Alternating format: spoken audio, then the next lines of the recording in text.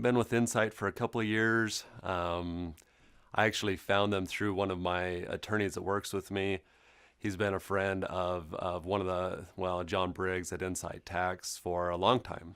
And I was actually searching for a new accounting firm. I had hired a lot of large accounting firms and I just wanted to find a new one. So when I was meeting with John, I got this feeling about John that he really cared about the small to medium business. It just became really obvious to me that that's kind of his specialization, was that, and that he could really look at my business and understand my needs and cater my tax strategy for that.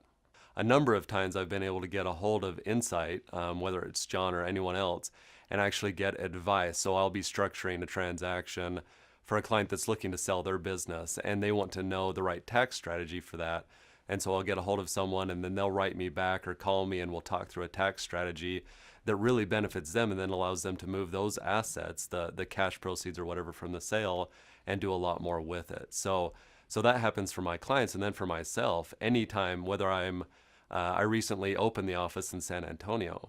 So as part of that, I actually get a hold of John or anyone at Incite and say, hey, what do I really need to be looking for? And we're in a new jurisdiction, we're doing new things. So what do I need to be careful of? What do I need to be thinking about as far as any sort of tax?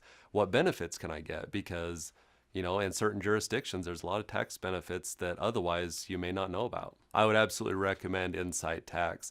It's really easy when you're working with them to get personalized service immediately over phone or via email. I've never had an issue getting an immediate response. So I recommend my clients just call in, speak with someone from Incite, and you'll get an immediate response and someone will be meeting with you about your specific situation.